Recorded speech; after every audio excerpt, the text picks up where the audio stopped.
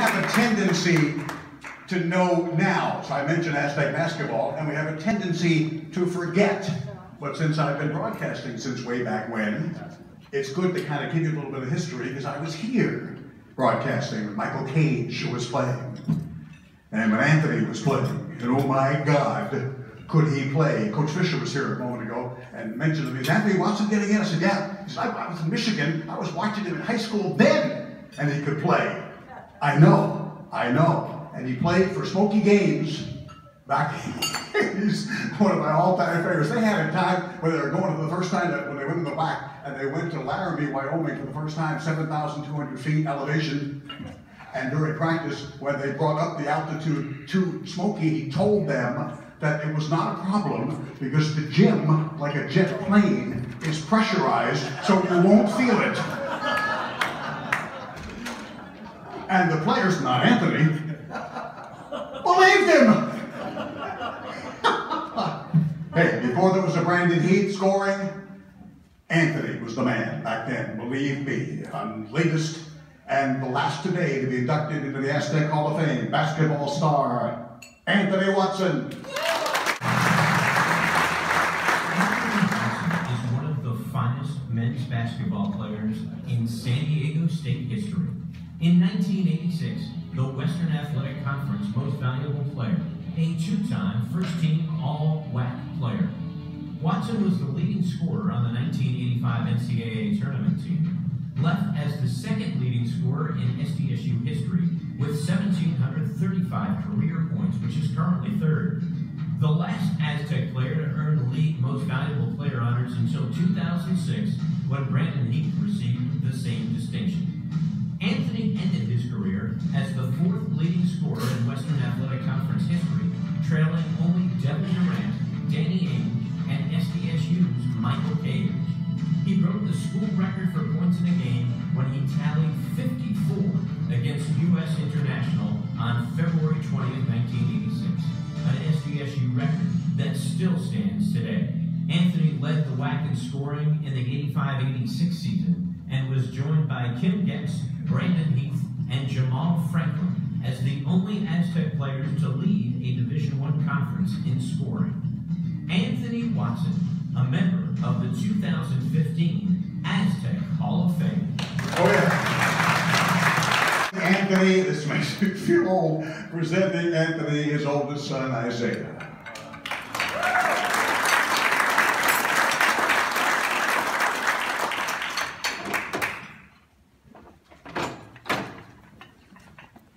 Pretty interesting seeing that.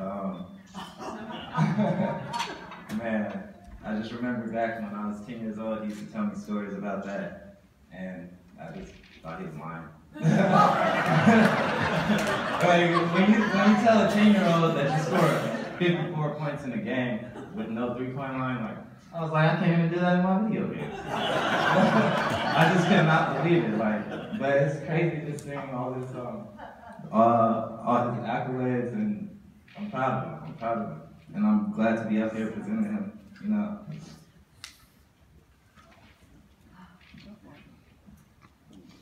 Not only was he just a great basketball player, but he's a great father. You know, he always wanted the best for me and my sister, and my younger sister and my young brother. You know, he was very supportive in everything I did.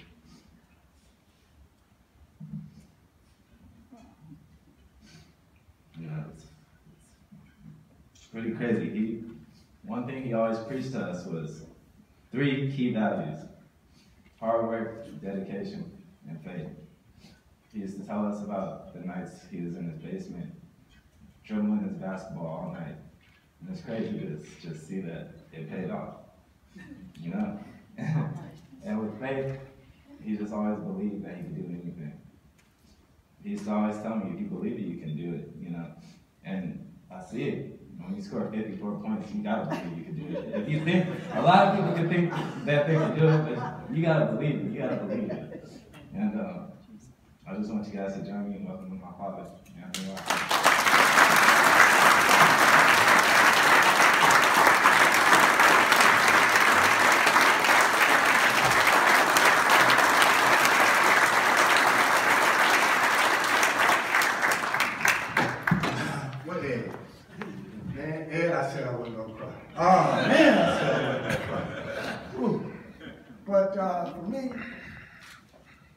basketball pretty much is just a metaphor in my life.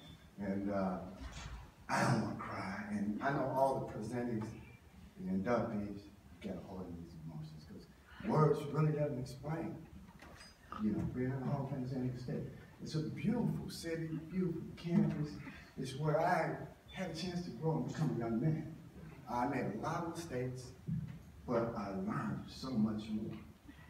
And to see my children, they are an extension of my limitations. You know, they're able to be who I could not be. And the reason for that is that my background, growing up in Chicago, I come from a household of 14 people that lived in a one-bedroom apartment. Once again, 14 people. My grandmother and my mother are the two of the greatest people I've ever had a chance to meet. My grandmother had 11 children.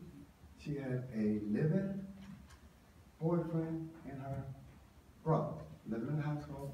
This is up until I was about 4. My mother was the oldest child. I was the oldest grandchild. My mother had me as a teenager. She had my brother as a teenager. I've seen my mother struggle, walk through winters in Chicago.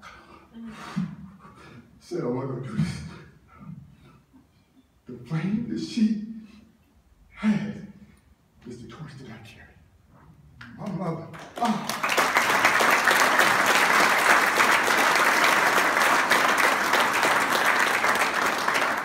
She made the impossible possible. I mean, my life comes from nothing. My family comes from Mississippi, which is, at the time, was the poorest state in America. And they came from the poorest county in that state, Tunica. So that's where Anthony Watson comes from. So basketball, to me, has always just been a metaphor for life. Hard work, sacrifice, dedication, even my children. My daughter just graduated from Syracuse. I'm so proud of her. Always so proud.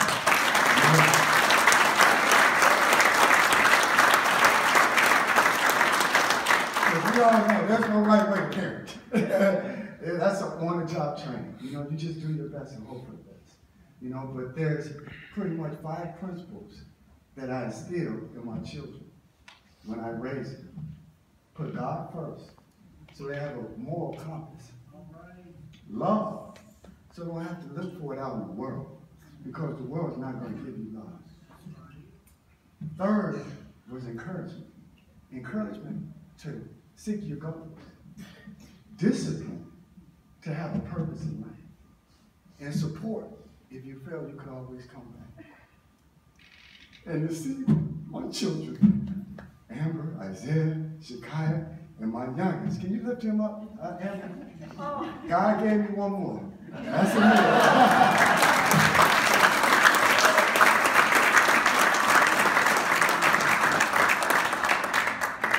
It's the hardest job in the world, but the most rewarding. I mean, when I wake up in the morning, I always say, you know, if I got my children and my health, it's a good day. It's a good day. It's a good day. And today is a good day. It's a beautiful day. And it's been a good year. My daughter graduated, you know, with honors at Syracuse. Although she got accepted to San Diego State, she refused to go. Once again, parenting is a hard job. I'm not going to be too much longer, but you know, I'd just like to say how I became who I am. Pretty much, I never played basketball for the glory. I never played basketball for any accolades. When I grew up in Chicago and Detroit, it's a part of survival. It's a part of your community, it's part of your neighborhood. And to be the best, you have to go through the neighborhoods and play the best. And that's how you became the best. And if you made it out of the neighborhood alive, Michael Brunker can attest to that. And lastly, I'd just like to thank everybody, my family members that were able to make it here today, my mother, my children, my best friend for life, EJ. I mean, it's great. We've seen marriages, we've seen children born, we've seen graduations. His daughter graduated last year. It's just a beautiful thing. Thank my brother for being here. Once again, he was there when I was dribbling in the basement. He knows. He's seen it all, And I'd like to thank some of the coaches that made me who I am today. One was a gentleman named Dr. Tucker. He was an older gentleman, about 65 years old. But he ran a small church gym in the city of Detroit. And literally, he saved a whole neighborhood of children. We played on a hard tile floor, but he taught fundamentals. We used to do layups. And if we missed, then we do jumping jacks. You remember that, Diane? All night. Sometimes we didn't get a chance to play. But it built character, it built discipline. And I have to thank him for that. You know, also my high school coach. My high school coach nurtured my talent. I remember being one of the top young players in the city and in my school. But my coach would always tell me, because I wanted to play, all players want to play. I remember my freshman year, my sophomore year, my junior year, coach, I want to play, And he used to always tell me, why I serve your wine before it's time. He must have knew what he was talking about. Because my senior year, my brother can attest to this, I won every major award in the city of Detroit in 1 year that most players had accomplished in 3, 2, 4, and I took every award. And lastly, I would like to say one thing. I would just like to thank everybody that's here today, because this award is more about giving than receiving. You know, for me at this stage, my life means more when I'm helping others than giving to others. Right now, I have one trophy now. That's that trophy. All my accolades, all my trophies, I have none, you know, because it was never for that. It was just for the love of the game. Thank you.